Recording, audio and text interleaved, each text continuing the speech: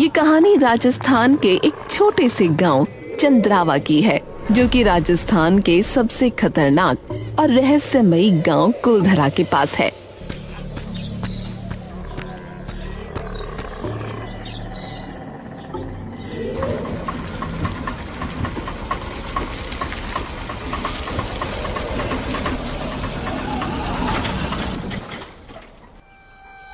लो जी भाई साहब, लो आ गयो थारा गांव चंद्रावा। अरे भाई साहब, मेरा गांव नहीं है, पढ़ाई के सिलसिले में आया हूं। कुलधरा गांव पे एक कहानी लिखनी है, उसकी घटनाओं पर आधारित।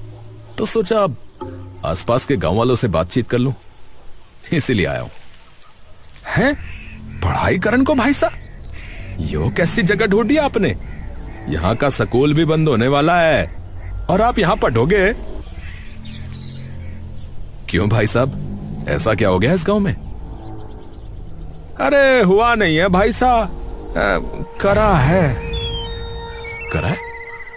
क्या करा है और किसने?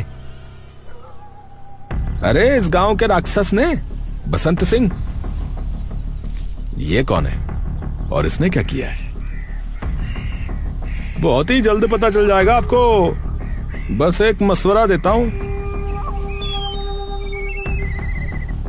कि बसंत सिंह से दूर रहना। हाँ चलो जी, जयराम जी की चलता हूं। रघुबीर कुछ नहीं बोलता और बस रिक्शा वाले को पैसे देकर वापस चला जाता है।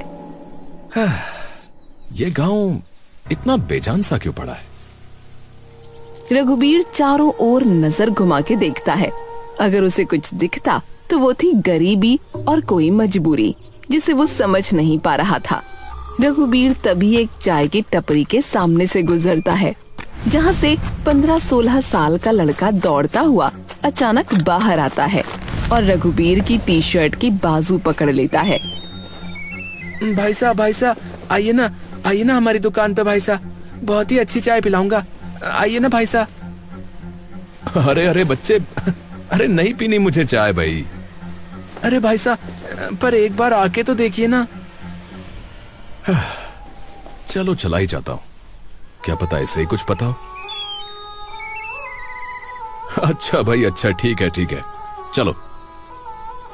राजू के चेहरे पर एक लंबी सी मुस्कान आ जाती है और टूटी सी कुर्सी पर बिठा देता है। बैठो भाई साहब, मैं बस 5 मिनट में आपकी चाय लाया। अरे अरे रुको बेटा, इधर बैठो पहले। हाँ जी भैया बताओ। अच्छा एक बात बताओ, ये इस गांव की ऐसी हालत क्यों है भाई? मतलब भाई साहब? मतलब ये कि यहाँ हर दुकान, हर घर की इतनी बुरी हालत क्यों है? भाई साहब, अब ऐसा गांव में कोई अमीर तो रहता नहीं है, सब गरीब ही रहते हैं, तो घर तो फिर ऐसे ही होंगे ना। अच्छा ऐसे हैं या बसंत सिंह ने किए हैं? राजू चौंक कर उसकी ओर देखता है।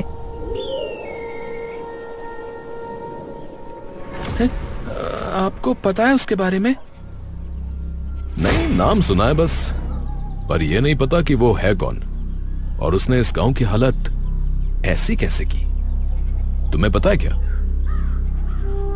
भाई साहब, इस बालक को क्या पता? रघुबीर पलटकर जय सिंह की ओर देखता है। राजू दौड़कर जय सिंह के पास चला जाता है। बापू देखा, मैंने कही थी ना कि एक ग्राहक तो जरूर लाऊंगा। शाबाश। नमस्ते भाई साहब। खम्मा घड़ी भाई साहब, खम्मा घड़ी।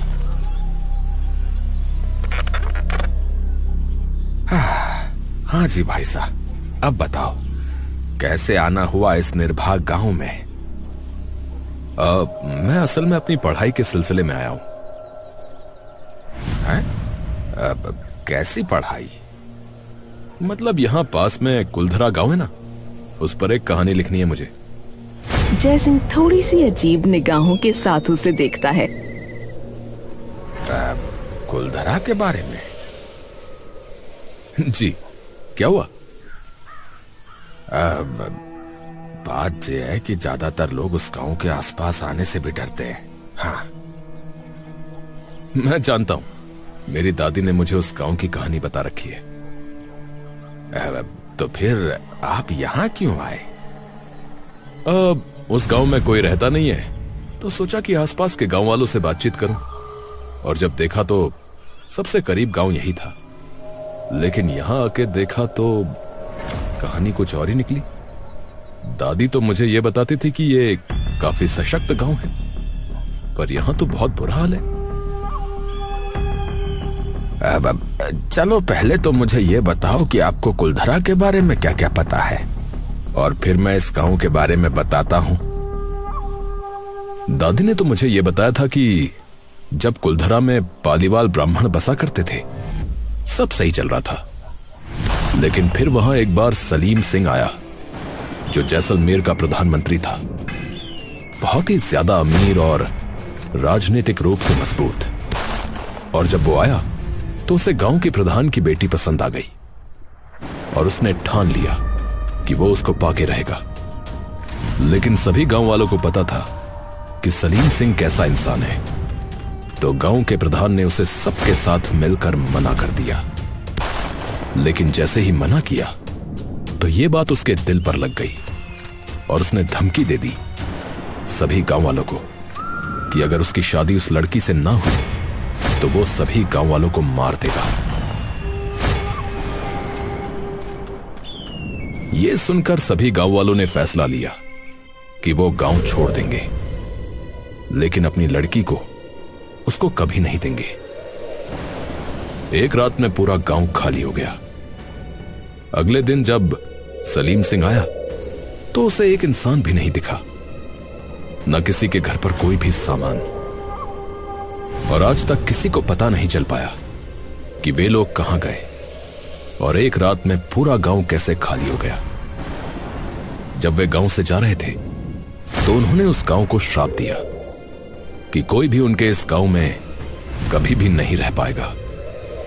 तो जो भी आता उसके साथ अजीब अजीब चीजें होने लगती, और वो डर के वापस चला जाता। बस कुछ ऐसी ही कहानी है इस गांव की भी। यहां भी आया है एक सलीम सिंह जैसा राक्षस अमीर और ताकतवर, जिसने आते ही इस गांव की दुर्गति कर दी। हाँ, मैंने सुना है उसके बारे में। पर उसने ऐसा किया क्या है और क्यों? क्योंकि वो गांव पे कब्जा करना चाहता है, सबके घर हटाकर यहां अपनी फैक्ट्रियां बनवाना चाहता है। पहले बसंत ने पानी की सप्लाई कटवाई, फिर पूरे गांव का राशन रुकवा दिया। सरकार से पास हुए स्कूल सड़क के काम भी उसने रोक दिए। साफ कह देता है कि गांव खाली करो, वरना हाल और बुरा होगा। अगर उसका कुछ ना हुआ तो चंद्रावा का भी वही हाल होगा जो कुलधरा का हुआ। ये गांव भी खाली हो जाएगा किसी रईस जादे की वजह से। या तो लोग चले जाएंगे, नहीं तो भूखे मर जाएंगे। तो उसे कोई रोकता क्यों नहीं है? कलयुग है बेटा यो, यहां असुर से बचाने वाला कोई देवता ना आने वाला, समझ गए हो? पर सभी गांव वाले अगर साथ आ जाएं तो बिल्कुल रोक सकते हैं उसे। नहीं हो सकता कुछ। नहीं हो सकता कुछ। सभी डरे हैं उससे। यहां कोई कुछ नहीं करेगा। बहुत ही ताकतवर इंसान है। हर नेता थानेदार उसकी जेब में है, कोई कुछ नहीं करता। पर कोई तो समाधान होगा ना? अरे बेटा, अगर होता तो बात यहां तक पहुंचती ही नहीं। तभी राजू बोल पड़ता है, पर बापू पत्थर है ना।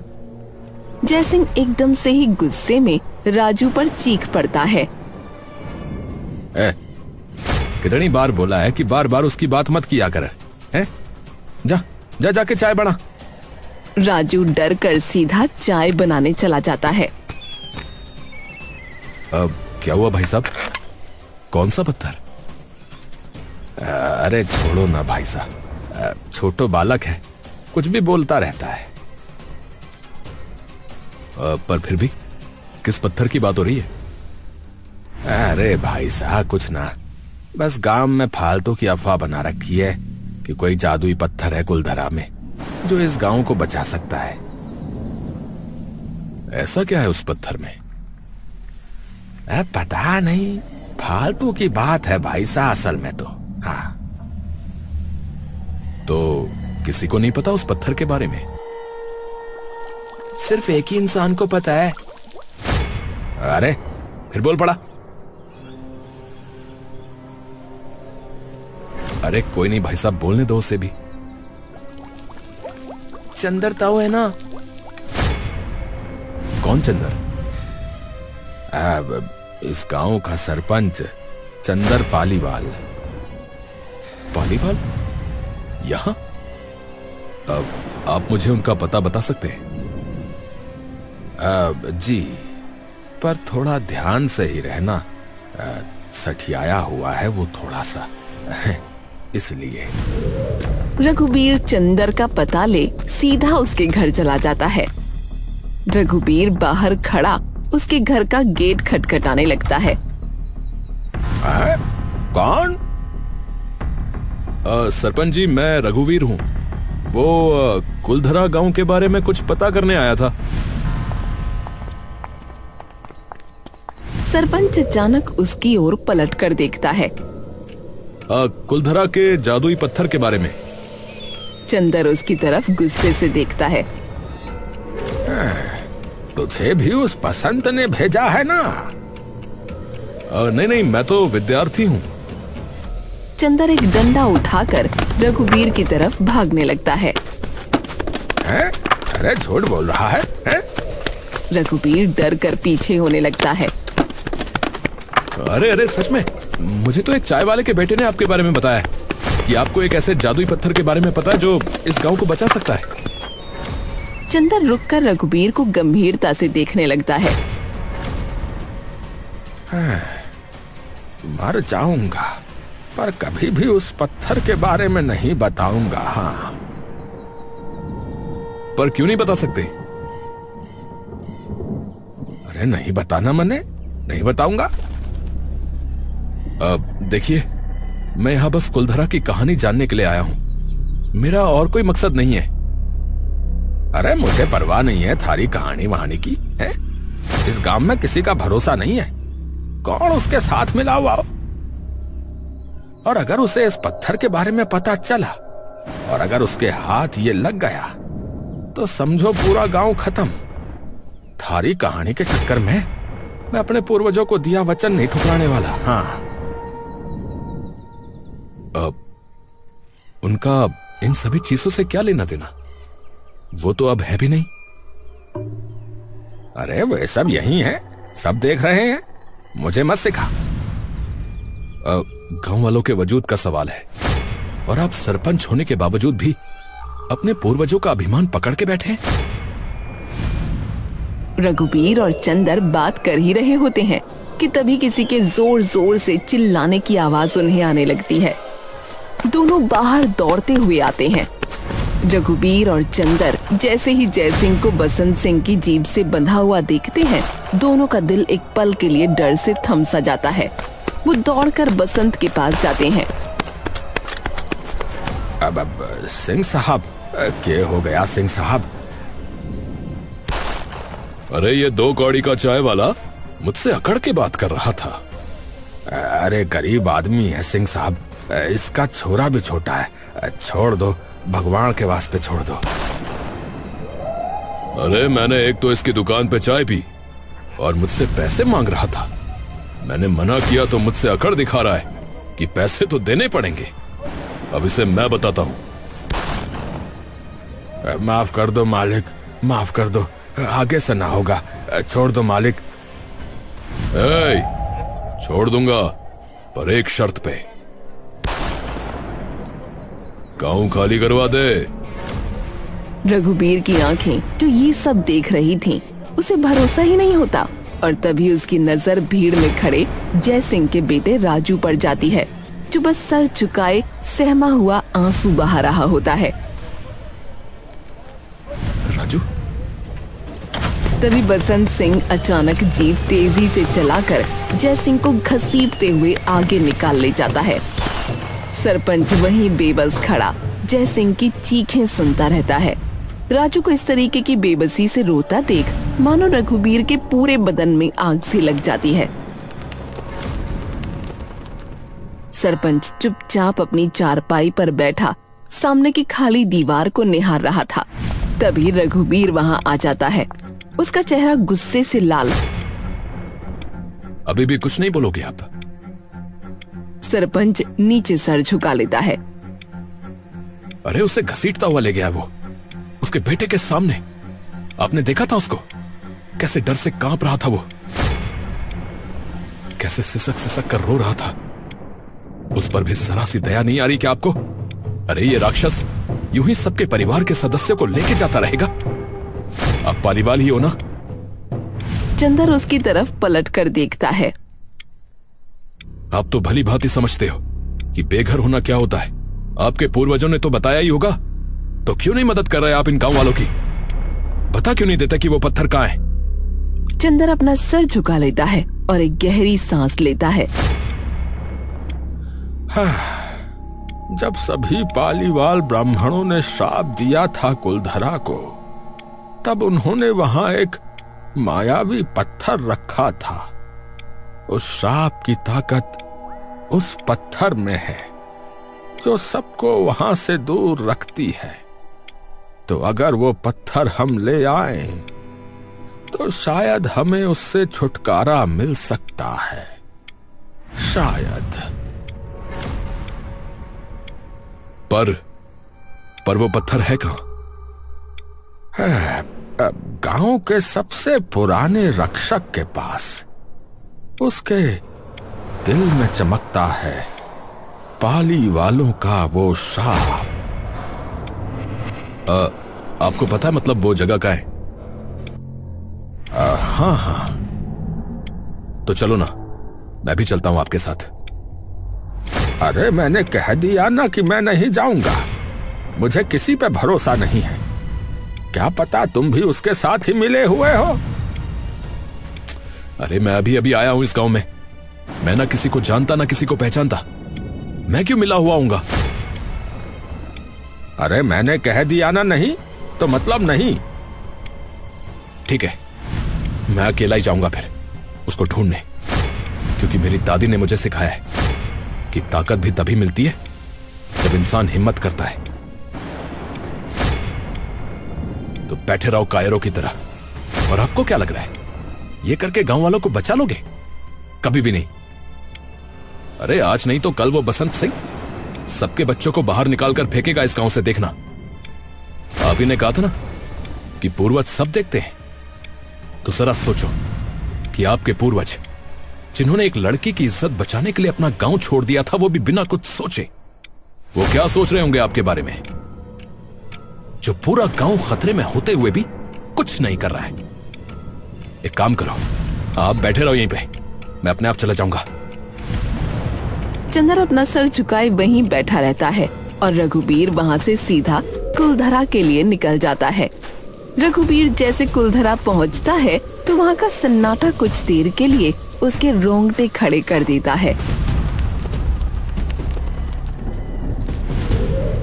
रेगिस्तान की कड़कड़ाती हवा टूटे हुए दरवाजों को ऐसे हिला रही थी जैसे कोई अदृश्य हाथों ने थपथपा रहा हो।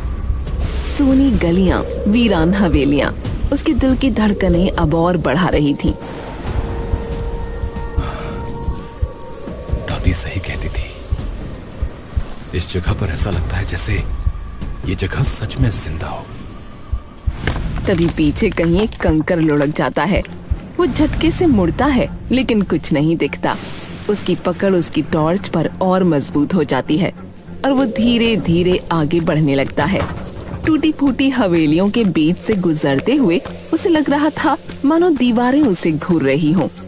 रघुवीर को अचानक किसी पुराने से घर से धीमी सी आवाज सुनाई देती है। वो टॉर्च उठाकर अंदर बढ़ता है। जैसे ही वो दहलीज पार करता है, जमीन अचानक टूटती है और रेत उसे नीचे खींचने लगती है। उसकी टॉर्च दूर गिर जाती है। अरे बचाओ, अरे बचाओ, बचाओ! अचानक बाहर से एक मोटी रस्सी फिसलते हुए उसके पास आती है। रघुवीर आंख उठाकर देखता है और उसे दिखता है कि उसके सामने चंदर खड़ा है। अरे तुम ज्यादा मत हिलो, वरना और नीचे जाते जाओगे, बता रहा हूँ। चंदर अपनी पूरी ताकत से रस्सी खींचता है और आखिरकार रघुवीर को बाहर निकाल लेता है। रघुवीर चंदर को देखकर चकाचौंध हो जाता है। आप आ गए। एक तो मैं सरपंच और ऊपर से पालीवाल ब्राह्मण, तो आना तो था ही। चंदर अपनी जेब से एक पीला पड़ चुका नक्शा निकालता है। ये क्या है? अरे क्या क्या है? नक्शा है इस गांव का। मेरे दादा ने म्हारे को दिया था और कहा था कि इसे अपने पास रख, एक दिन तुझे इसकी जरूरत पड़ेगी।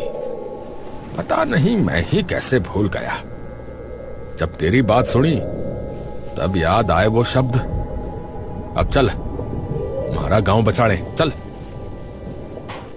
सरपंच रघुवीर रात के अंधेरे में अपनी मंजिल की ओर बढ़ने लगते हैं और थोड़ी देर बाद ही सरपंच एक टूटे दरवाजे के सामने आके रुकता है, जिस पर कुछ लिखा हुआ है।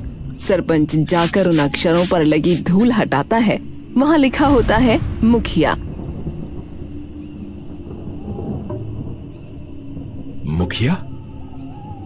अरे कहा था ना, गांव सबसे पुराने रक्षक के पास है।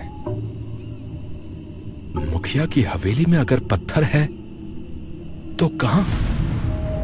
रघुवीर और चंदर अंदर जाकर पूरी हवेली छानने लगते हैं और तभी एक अंधेरे कमरे में उनका पांव जमीन के एक खोखले टुकड़े पर पड़ता है।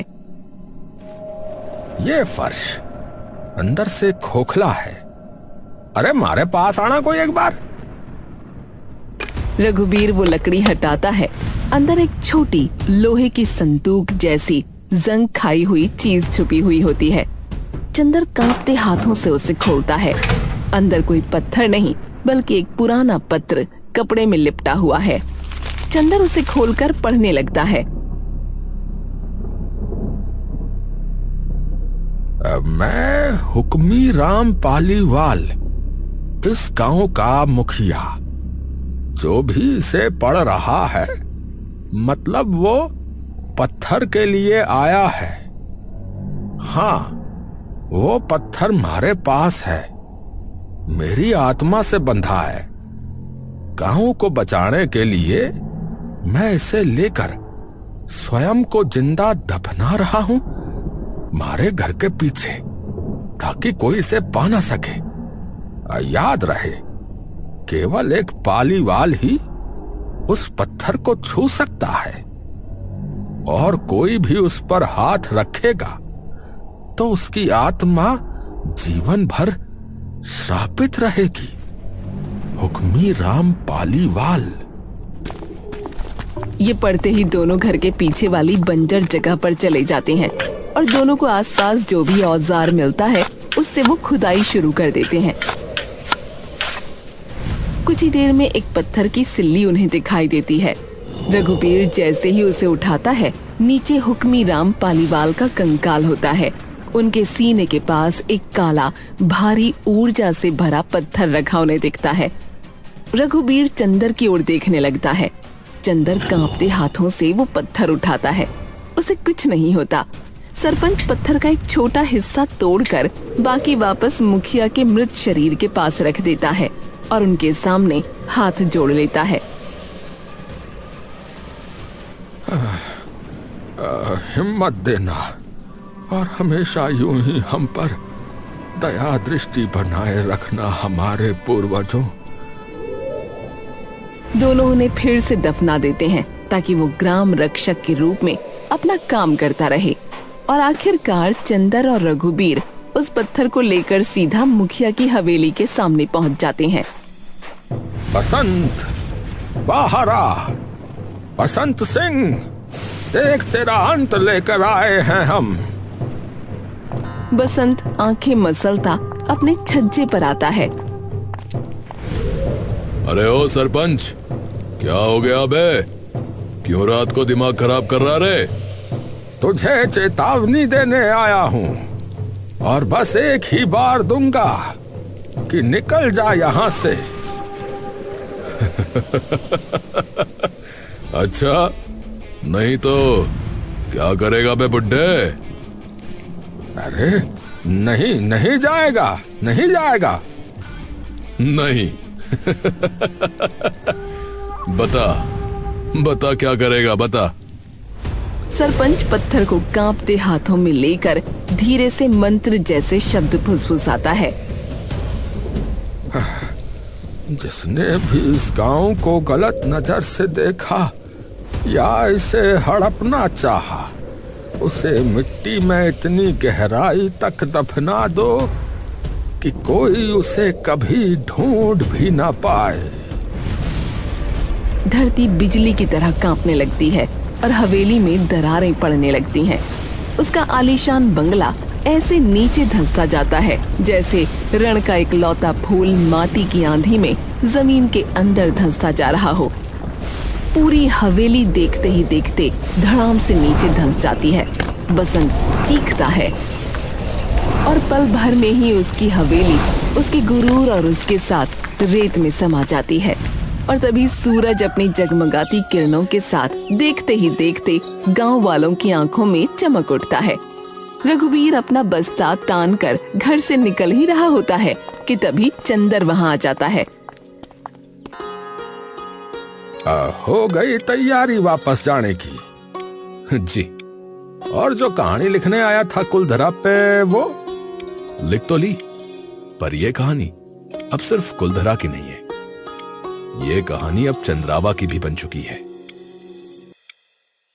ये कहानी बन चुकी है उन पूर्वजों की जो अपने जाने के बरसों बाद भी अपनी पीढ़ियों की रक्षा कर रहे हैं, जिन्हें हम शायद भुला चुके हैं, लेकिन वो हमें नहीं भूले।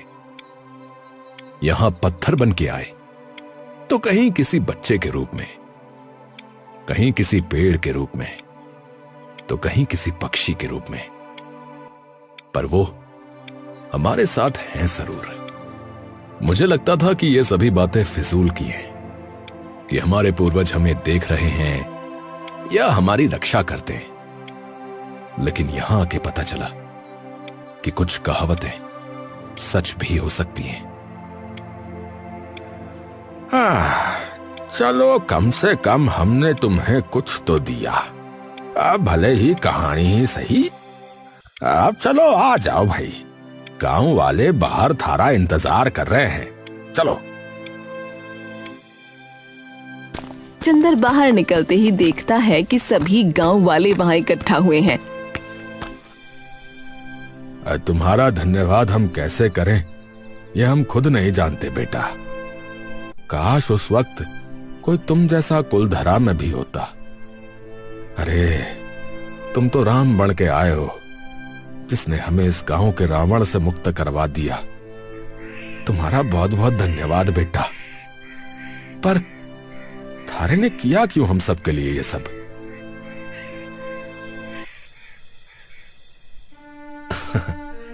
मेरी दादी कहती थी कि कायर वो नहीं जो जुल्म सहे, बल्कि कायर वो है जो जुल्म होता देखकर भी मुंह मोड़ ले। पहले तो मैं बस अपनी कहानी के लिए ही यहां पर आया था, पर जब मैंने आपके बेटे की आंखों में वो बेबसी देखी, जब वो बसंत आपको घसीटते हुए ले जा रहा था, तब मुझसे और नहीं सहा गया। क्योंकि मैं कुछ भी हो सकता हूं, पर कायर नहीं हो सकता। सभी गांव वाले रघुबीर के लिए जोर से तालियां बजाने लगते हैं।